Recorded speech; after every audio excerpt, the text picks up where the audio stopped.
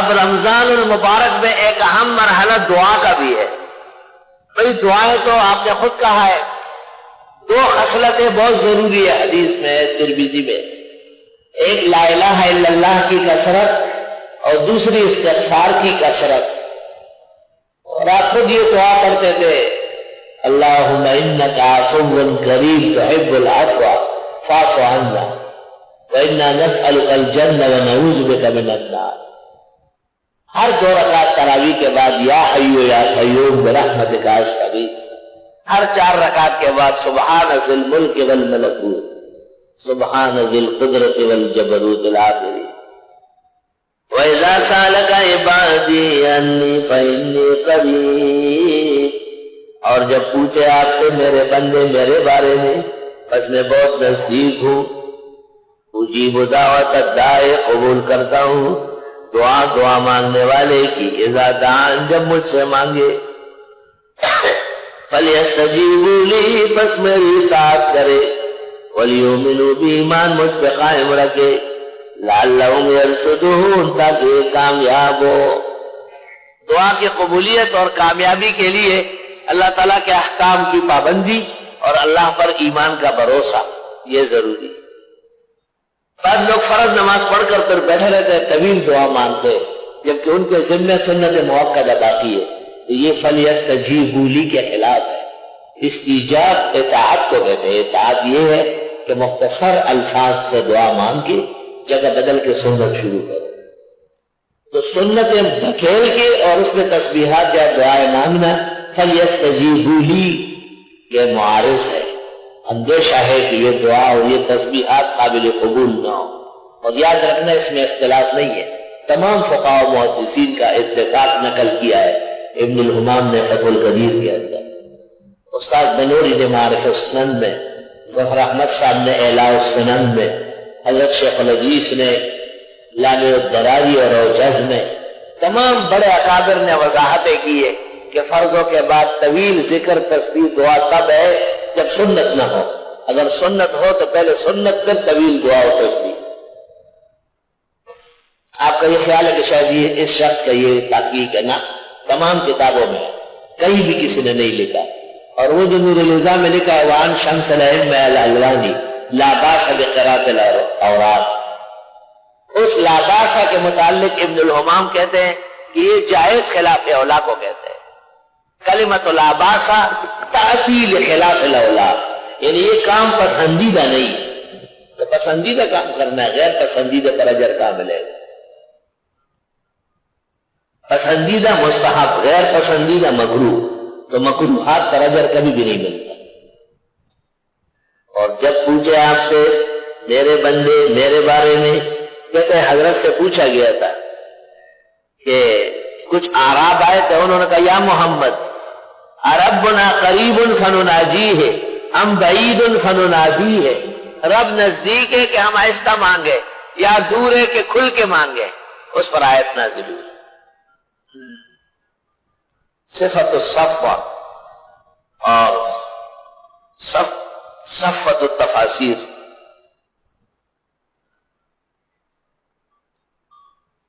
اجیب دعوت الداعی میں قبول کرتا ہوں دعا مانگنے والے کی اذا دعان جب بھی مجھ سے مانگے. سلف صالحین کا طریقہ ہے کہ نمازوں کے بعد دعا مانگتے ہیں. حدیث شریف ابو داؤد اور ترمذی میں ہے، ایک شخص نے دعا مانگی اور پھر ہاتھ اٹھا کے کہا اللہم ارحمنی و محمدا ولا ترحم معنا احدا، خدایا مجھ پر و حضرت محمد پر رحمت نازل کرے اور لوگوں پہ کرے یا نہ کرے.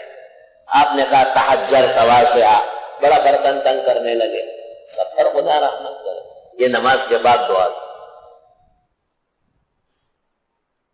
اور بخاری نے، امام بخاری نے کتاب الدعوات میں ایک باب قائم کیا باب الدعاء فی الصلاۃ، دوسرا باب قائم کیا باب الدعاء خارج الصلاۃ یا بعد الصلاۃ، نماز کے بعد دعا ہے.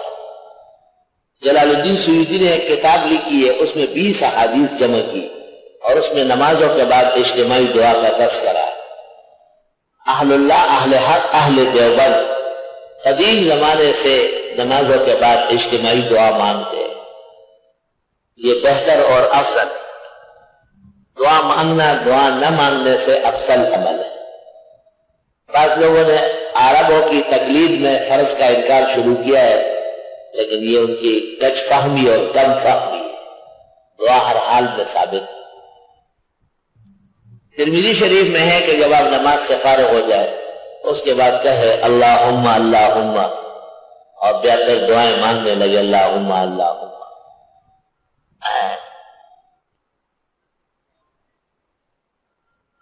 یہ دعائیں استحسان اور استحباب کے درجے میں ہیں، چونکہ ہم محتاج بہت زیادہ ہے، اس لیے ہمارے لیے اجتماعی دعائیں بہتر ہیں۔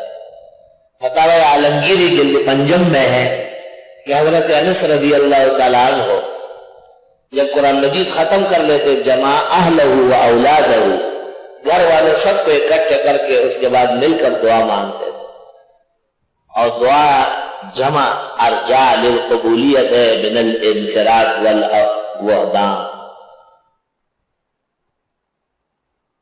مولانا مفتی کفایت اللہ نے اس پر کتاب لکھی النفائس المرغوبہ فی الدعاء بعد الصلاۃ المکتوبہ، فرض نماز کے بعد اجتماعی دعا تصلیح کی۔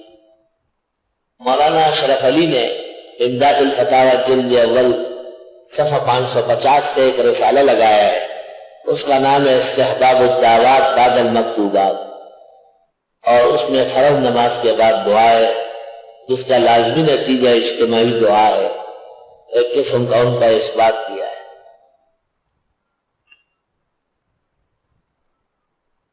رہ گئی سنتوں کے بعد دعا، تو جہاں رواج ہے اور ضروری نہ سمجھا جاتا ہو، اور اس میں ان اللہ وغیرہ قال اللہ تعالیٰ فی شان حبیبی جو بدعتیوں کا طریقہ ہے، اس طرح کوئی جملہ اور لفظ نہیں ہے، تو اس میں کوئی حرج نہیں ہے، وہ دعا مانگی جا سکتی ہے اگرچہ بعد سنن، لیکن تعامل نہ بتایا، احیاناً تدعو احیاناً تکرہ،